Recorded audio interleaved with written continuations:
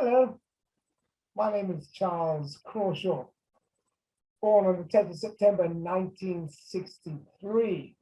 Thanks so much for visiting this presentation for World Peace by the 11th of February 2032 as the fabric of society, question mark. So this video that I'm putting together, I'm going to be going through my stand for world peace ever since I did the landmark forum in October 1993 in Sydney, Australia.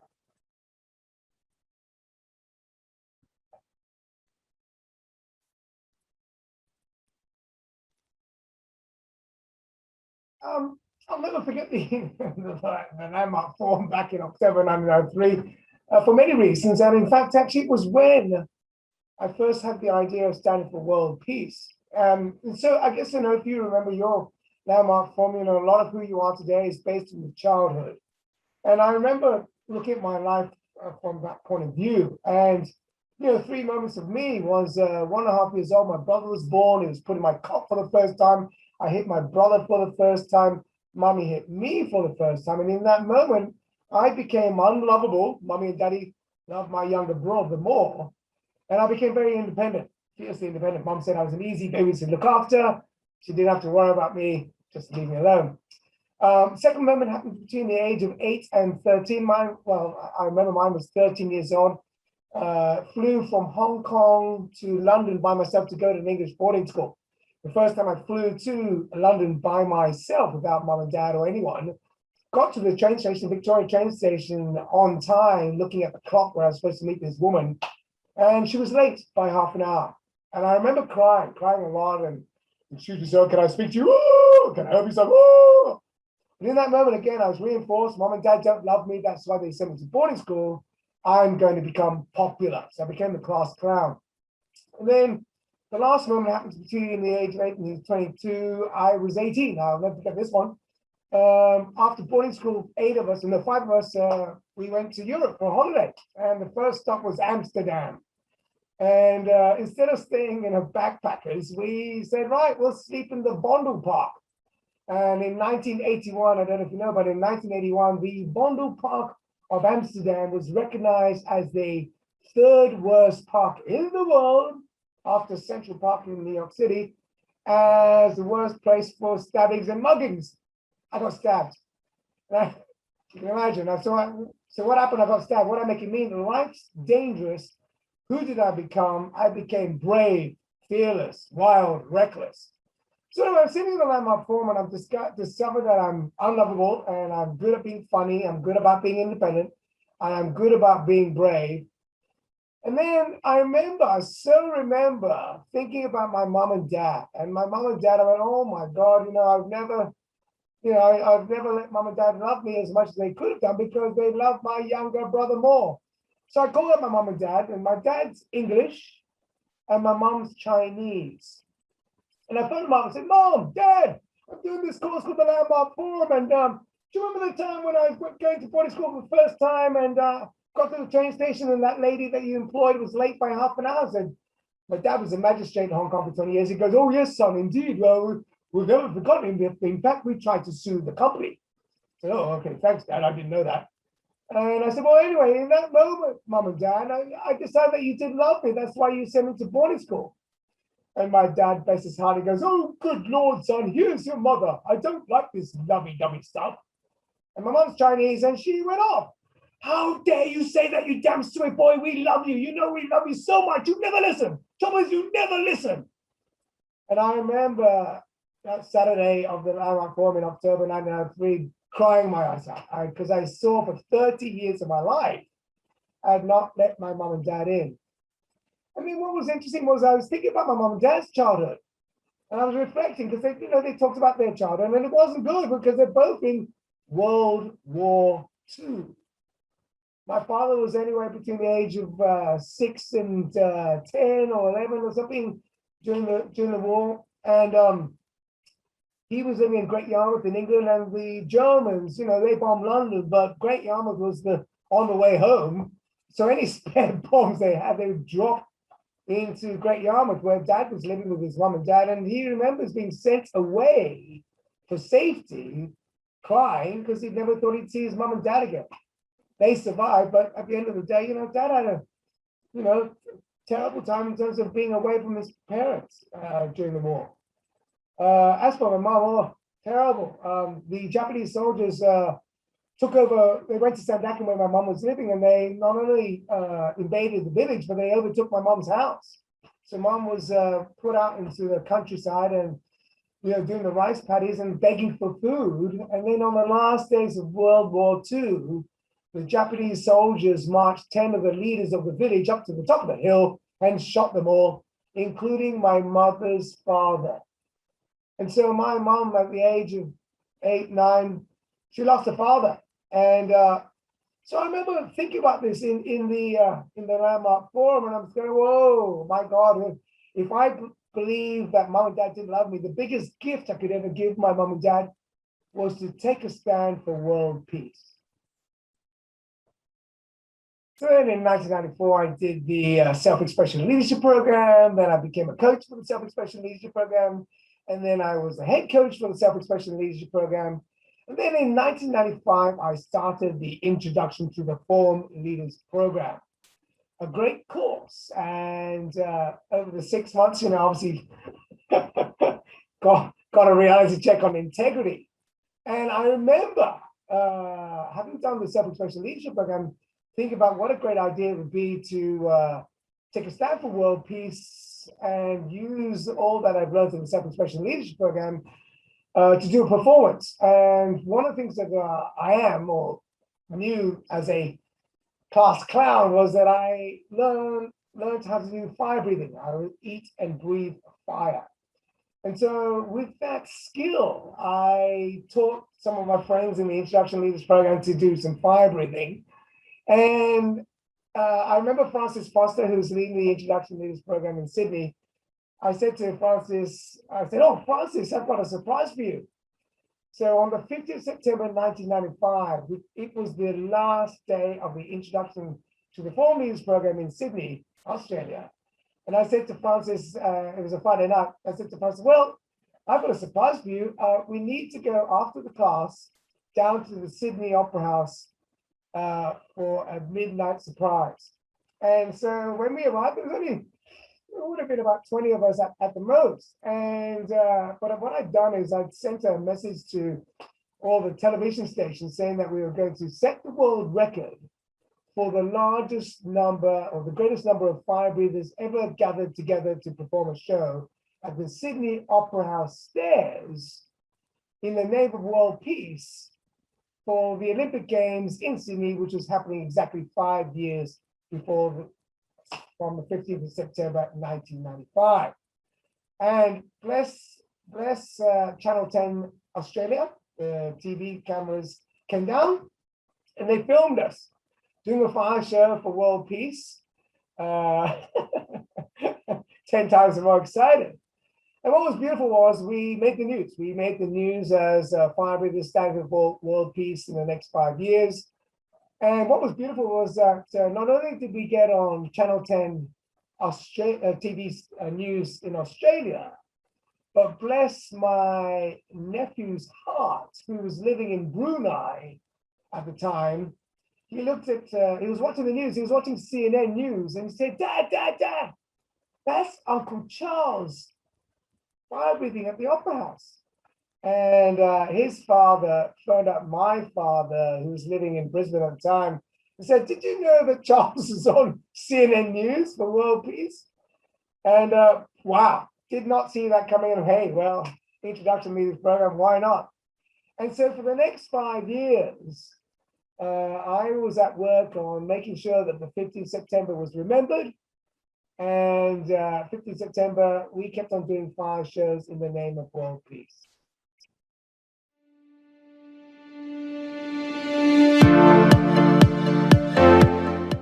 Finally now a world record with a difference set by Australia last night. In a spectacular display, 92 Chili Club fire eaters warmed up the steps of the Sydney Opera House. Their goal, to have the most people eating and breathing fire at the same time. Last year's record, set by 28 fire eaters, quickly went up in smoke, even though it's a hobby that might be too hot for some. That's the 11:30 news for this Monday. I'm Jason Cameron. Thanks for joining.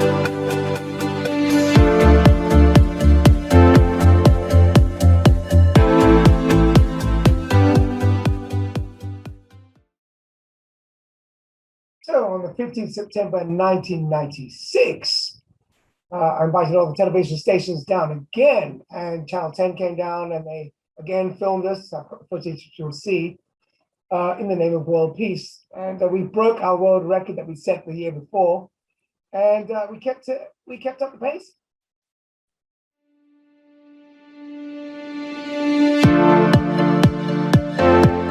The unique group has tried beating Sydney's chilly night air in a rather unusual way, while making at the same time a stand for world peace. The Chili Club fire breathers gathered on the steps of the Opera House to set a world record for the most fire eaters ever gathered in one spot. They plan to make it an annual event before the Sydney Olympics, growing in numbers each year. The highlight of their display really won the crowd. It was another record attempt on the world's largest flame ever blown.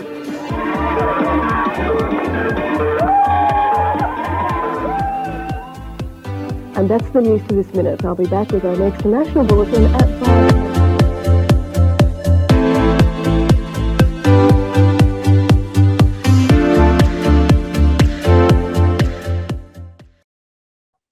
So not only did we get on the television news for Channel 10, we also had a program called the Recovery Program that came to film us as well before the 15th September 1996. And they actually filmed us training the people in the park. And so this is called the Recovery Program, and this is their footage as well, in the name of world peace.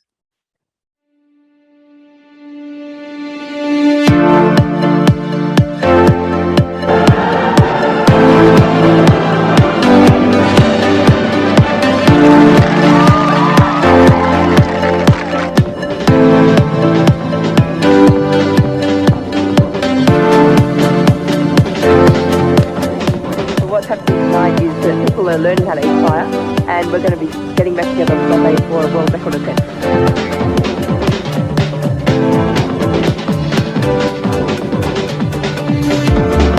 The biggest thing to overcome is like the psychological fear of fire, like having this right in your mouth, like, you know, imagine having this coming right in. So I thought, it took me ages to actually get out of my tongue. I had to sort of psych myself, like the flame was ginormous, I had to psych myself into like, it's just a burning marshmallow, you know, it's not going to hurt me. Start by actually touching yourself. You'll get a black mark, but it doesn't actually hurt. You'll feel heat.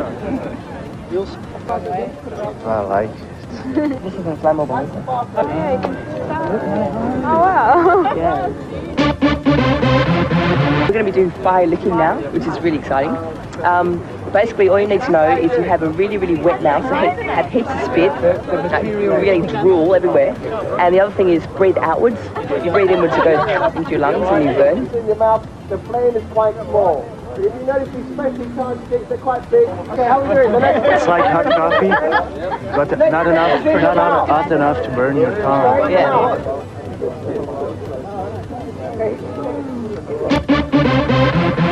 Okay, next stage is putting it out in your mouth. This is my first time, and I thought I was just coming down here to watch, but I can't possibly leave without giving this one a go. I'll see if I can do it. Take right back. All right! I'm glad I did that. Breathing out all the time.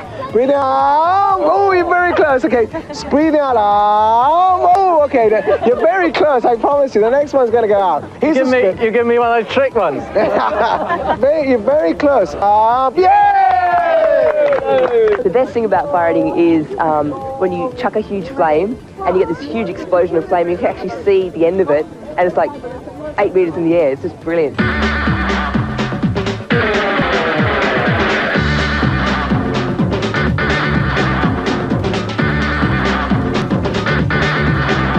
We're here tonight to break the world record. Last year it was 28 people. Tonight we are here with 78 people. We've just smashed that record by 50 people.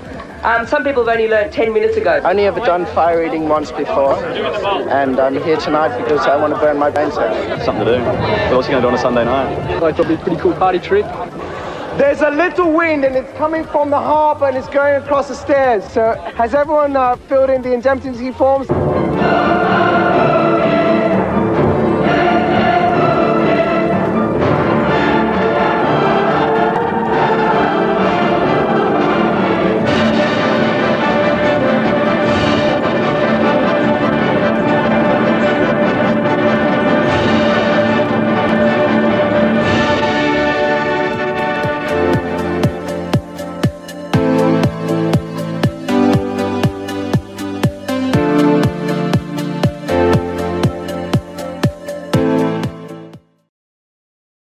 So in 1997, 15 September, we said, let's do the famous Sydney Harbour Bridge. And so this was an interesting day because, you know, we said we were going to break the world record that we'd broken last year at the Sydney Opera House. But on the 15th September 1997, you know, we had two TV cameras down. We had Channel 10 and Channel 7. But what was embarrassing, well, for me, was that it wasn't a world record. It was only 60 of us fire breathers. And I just done the communication program. And in the communication program, my identity is I'm a failure. And so, you know, I was confronted by, I've got all these television cameras down here for the news. And it wasn't going to be a world record. So I remember for about 5 minutes, I was really dwelling in failure, failure, failure. And then I remember I was standing up and I made a couple of speeches. First, I addressed the television stations and acknowledged them for coming down to record us as a stand for world peace in 3 years' time for the Olympic Games. Then I turned to the fire breathers and said, look, thanks very much for turning up. Let's do a fire show for the cameras. But I request that, you know, at the end of this year's anniversary celebrations for the Olympic Games in 3 years' time, in 2 weeks' time, come back here to the Sydney Harbour Bridge and let's do a fire show for world peace. And so we did a fire show there and then on the 15th September. But then the news footage you'll see now is, in fact, when we returned 2 weeks later to do a fire show. And we did break the world record then. But I think the funniest story about that was that, you know, in all the organization that I did, what I forgot to warn was the fire brigade. So when we actually went, as you can see, the Sydney Harbour Bridge is a long bridge. We had we did a Mexican wave across the Harbour Bridge. But what we forgot to do was tell the fire brigade. So apparently the fire brigades are at one end of the bridge, and they said there's a couple of fire trucks came and goes, what's going on? We just got a call that the bridge was on fire. Woohoo! Anyway, there's a cute little story, inside information. And yeah, so here's our footage of the 1997 fire breathing for world peace.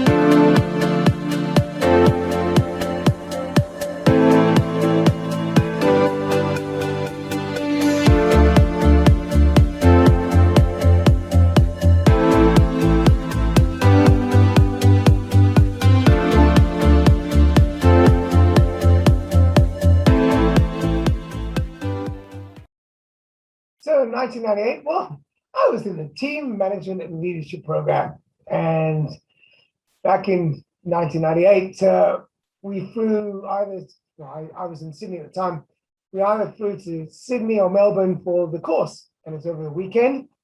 And I remember on one of the weekends, I taught the team management and leadership program participants to do fire breathing in the name of world peace, and invited them to go back to their cities after the weekend and perform fire shows. And I know that they did. You know, I remember the Perth team did a fire show at Kings Park fitness park in Perth, Western Australia. And then I know the Aucklanders did too, and off we go. So that was in 1998.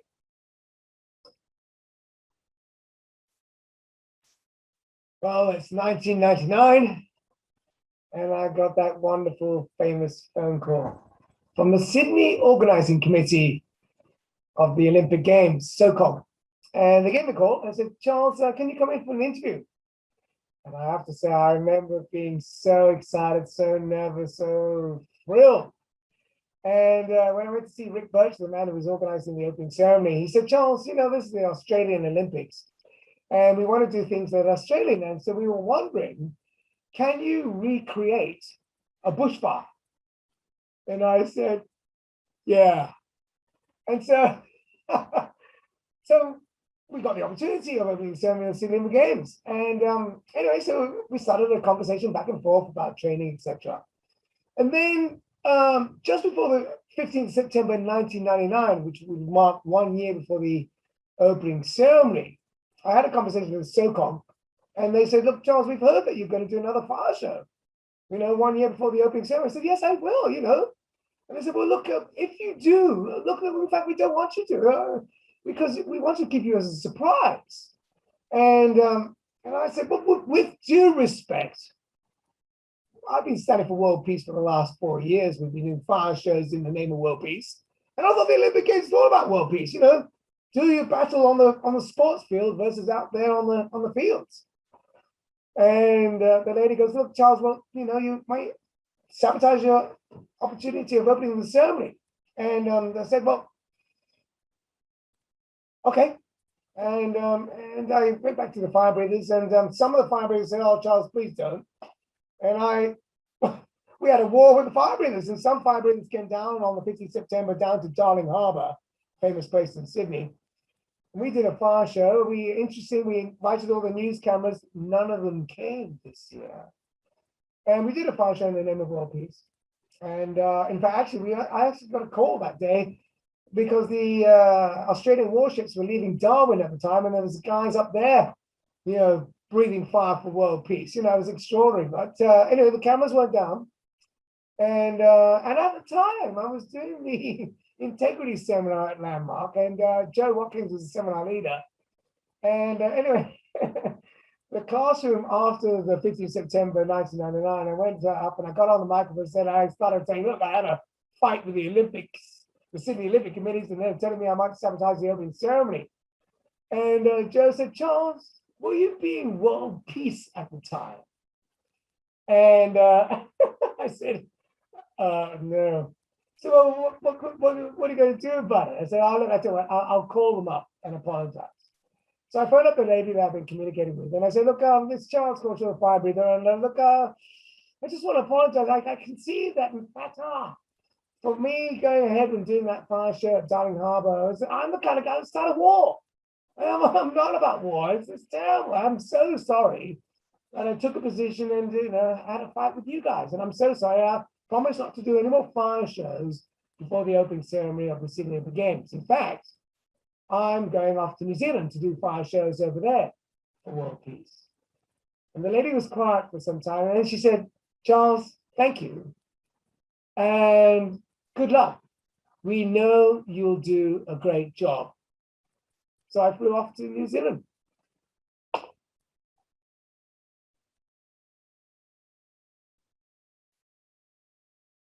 So I left for Auckland, New Zealand in 2000, early 2000, and hooked up with some friends from Landmark. And in fact, I hooked up with a teacher from Western Springs College, one of the schools in Auckland. And she said, come and teach my children fire breathing. So I did. So I taught a whole bunch of children fire breathing. And on the 6th of June, 2000, when the Olympic torch left Auckland, New Zealand, to go to Sydney, fly over to New Zealand, I organized a fire show at Airtier Square in the name of world peace. The television cameras, the news cameras didn't come down, but we just certainly got a TV station come down for a children's program. And they filmed us, and we sort of declared world peace to them. And then on the 15th September 2000, I was interviewed on national television. TVNZ was the television station that came down to film myself at 7 o'clock in the morning on the 15th September, with school children behind me about to go to school but breathing fire at the same time. And some great words came out of my mouth. And at the time, I was in my second introduction form leaders program, and I was certainly being 10 times more excited. Just before we see the my national television footage, on the 12th of September, something like that, because it was Friday the 15th September 2000, but on the 12th of September, I sent a letter, an email, emails are starting then, to Harry Rosenberg in United States of America, asking him to let all forum leaders know that on Friday, the 15th September, our graduate will be opening the ceremony on the Sydney Olympic Games, and to thank everyone at the landmark forum leaders, but also to apologize to Debbie Gosh, because in Debbie Gosh, when I made him wrong, when he said it was too big a conversation, you know, I really apologized to Harry and said, look, I made the whole forum leader wrong. And, you know, I got this beautiful email from not Harry, but Grant Lamora, who's his, I believe, second in charge or up there in the offices. It says, Charles, thank you for your unbelievable share and communication. I was totally blown away by who you're being and what you have accomplished. Harry asked me to respond to your unreasonable request, but I had to get my 2 cents in first. In response to your request, Harry asked me to let you know that he considered your request, but given the timing and logistics involved, there was simply no way we could accept. However, he also wanted you to know that he was extremely impressed with who you're being and what you're doing. You're truly an example of our work in action in the world. Your actions in forwarding the conversation for world peace will make a difference for many, many people all over the world. I trust we all understand that we could not get your communication to all the people you requested. Please know that in Harry's listening and thereby the rest of LEC, this is complete. Truly, other than being an outstanding, inspiring individual, there's nothing we saw for you to complete. Harry is clear about who you are in the world and is proud of you as an LEC graduate.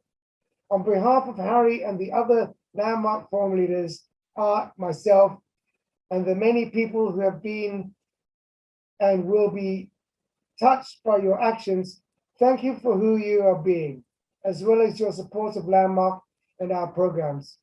You have taken on an enormous project, but rather than being too big, it seems about right for you.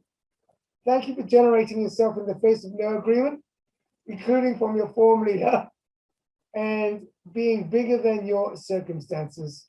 You are an example of transformation and excellence. I look forward to hearing about your great things about you in the future. Grant Lamora, Executive Assistant to Art Schreiber, Chairman of the Board of Directors, Corporate Headquarters, Landmark Education Corporation, 353 Sacramento Street, Suite 200, San Francisco, California, 94111. How great is that? So, as you can see, got the TV news cameras the next on the 15th September. Enjoy. Bye.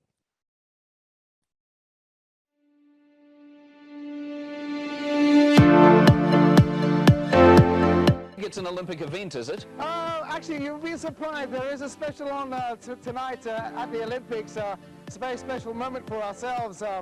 We're the Chili Club Fire Breathers. We've been standing for world peace for the last 5 years, and there's going to be a big surprise at the Olympic Games. And in fact, the people behind me are all the way from Western Springs College. In fact, we are currently the world record holders for the most number of fire breathers ever gathered to one place doing a fire eating show, and that was at Airtier Square on the 7th of June when the Olympic torch left Auckland. So we really are committed to causing world peace for one day, and we're declaring as the 15th of September for the next 20 years when we start the peace ceremonies. Well, good on you. You got a mate at the opening ceremony, in the opening ceremony. ceremony tonight. Absolutely, it's actually my brother, so you'll see my brother in the ceremony for the fire show.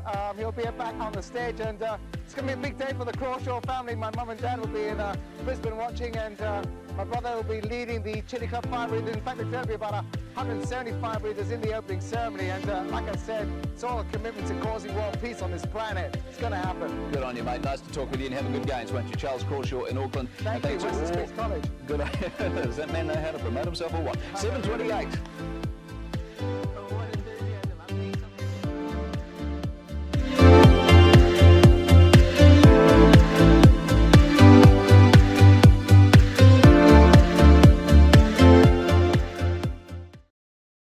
And we're declaring it as the 15th September for the next 20 years when we start the peace ceremonies.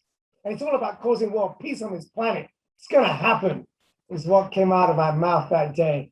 And look, I've done a television presenters course, and one of the things that they teach you in the television presenters course is be with the camera. So I've certainly been with the camera. And like I said, the introduction formally, this program is 10 times more excited, definitely. So then the next year, 2001, I organized the TV cameras in New Zealand, in Auckland, to come down and film us fire breathers doing another fire show at Myers Park. And this it was interesting because this time we had both television channels come down. It was a bit of a fight when they came to film us. And so we got both types of footage for the Athens Olympic Games. And it's gorgeous because, in fact, actually one of the TV crews read my press release, and I'll never forget the words that came out of her mouth when she presented us and said that we were standing for world peace, which is going to happen in the year 2020. Woohoo!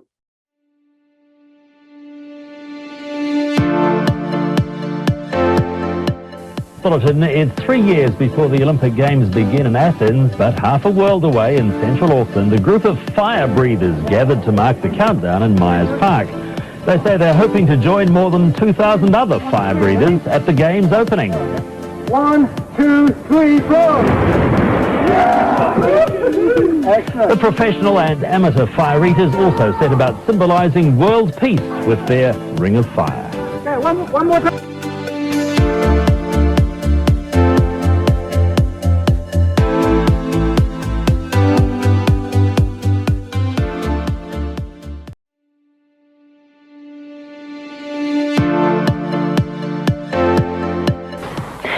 Candlelight's romantic, but not nearly as exciting as firelight. And there was plenty of that on display in Auckland tonight. The Chili Club fire breathers got together to help light up the city in the midst of the power crisis. They're hoping to be hot enough to win a spot in the opening ceremony at the Athens Olympics. But it's not all about playing with fire. The group say they're trying to promote world peace as well. And they say that will come in the year 2020.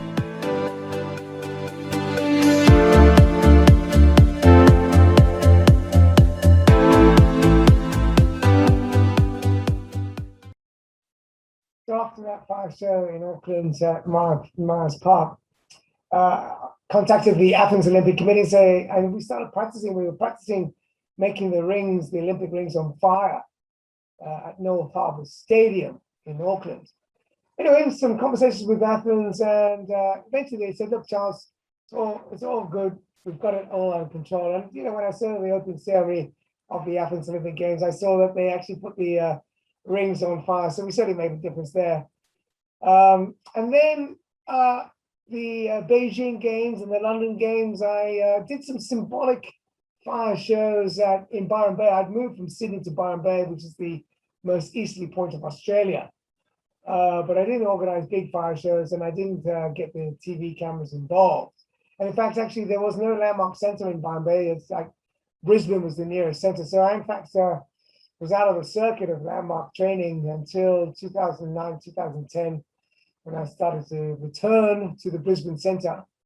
And then I think the most beautiful thing was when I started the Wisdom program in 2018, which really changed my life in terms of the possibility of world peace on this planet.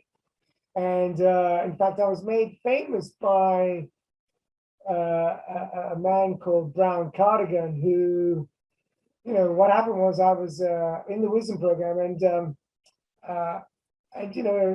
impacting our communities. And I've been running around the ocean shores where I live, or Byron Bay, for the last 15 years. And I was running towards a bunch of kids. There's like 4 18-year-old boys in a car, and I was running in my little hot pants towards them on these funny old bouncy boots and some hot pants.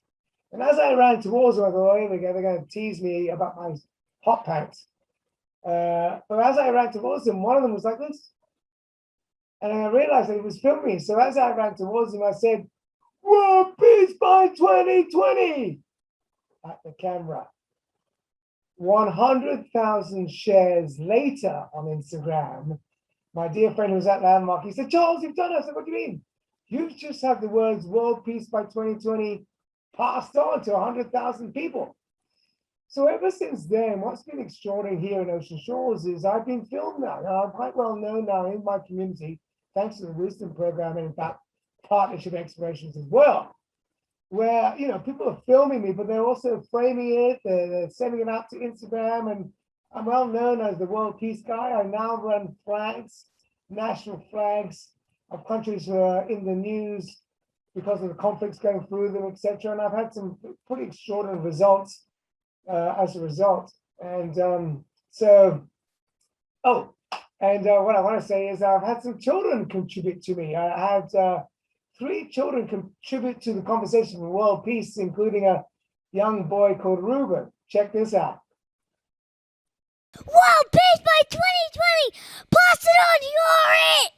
Hi, Teresa, mate. My name is Ruben Morris, and I'm from Australia. I want to acknowledge you for being the best female Prime Minister of the United Kingdom. Please will you stand for World Peace by 2020? Pass it on, you're it. So there's little Ruben in the background there, with the Australian flag. And in fact, Ruben was a big contribution to my life because in the Wisdom Program, we were having a chat, and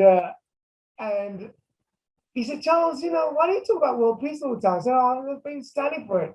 And we really want the world to stop fighting."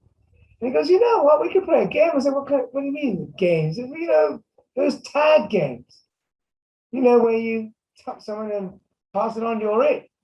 And he goes, "Why don't we play the game World Peace by 2020, pass it on, you're it."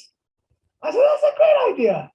So in fact, he was so inspirational. I've made some headbands, pass it on, you're it, on the headbands. And then it was really funny because I said to Ruben, "Well, why didn't you take it to school? Why didn't you go and play it in the playground?" And it was, bless his heart. So, off he went to school.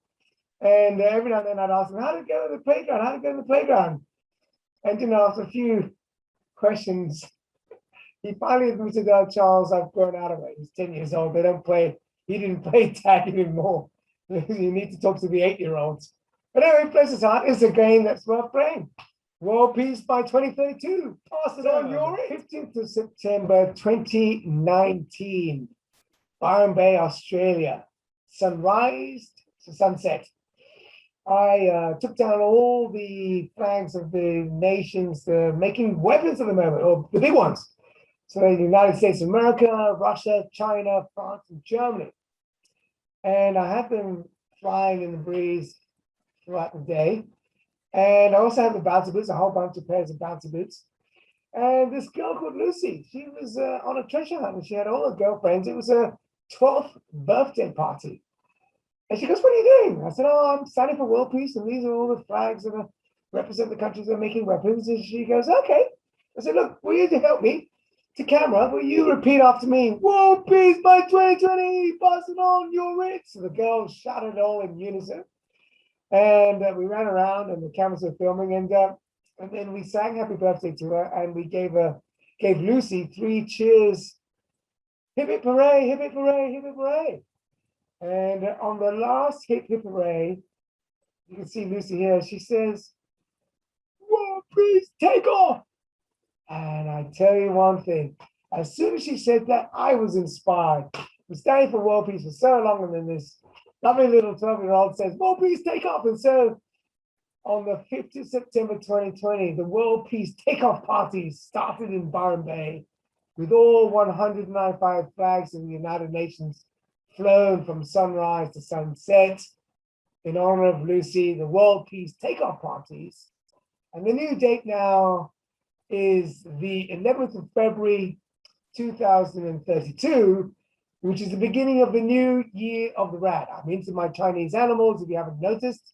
I'm a year of the rabbit, 1963. And so whatever animal you are, whatever Chinese zodiac animal you are, I invite you to take a stand for the 11th of February 2032, a line in the sand, world peace by then, if not before. Pass it on, you're it. World Peace 2020! Pass it on! You're it! Happy birthday to you! Happy birthday, dear Lucy! Happy birthday to you! Hooray! Hooray! Hooray! World Peace Takeoff!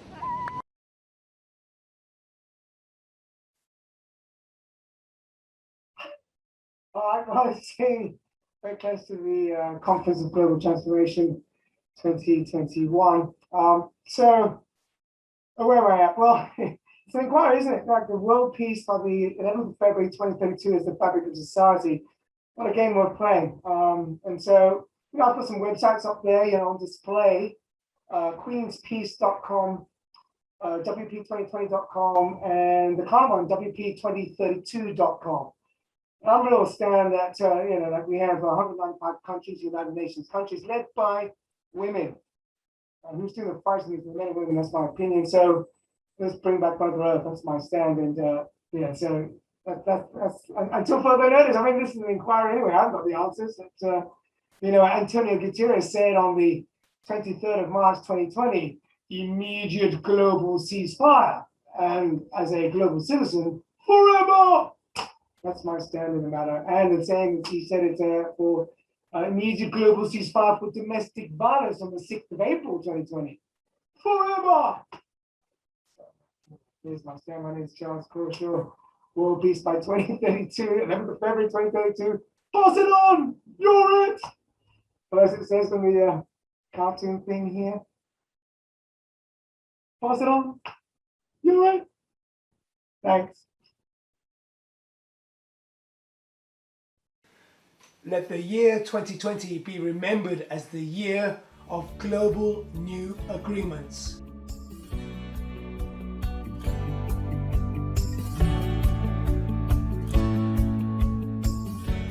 Friday, the 15th of September 2000, the opening ceremony of the Sydney Olympic Games. Peace for one day, we're declaring as the 15th of September for the next 20 years when we start the peace ceremony.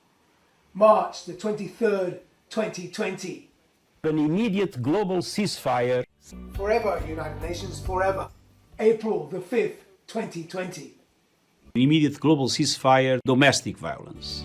Global ceasefire for domestic violence, forever. World Peace by Tuesday, the 15th of September, 2020. Pass it on! Global ceasefire!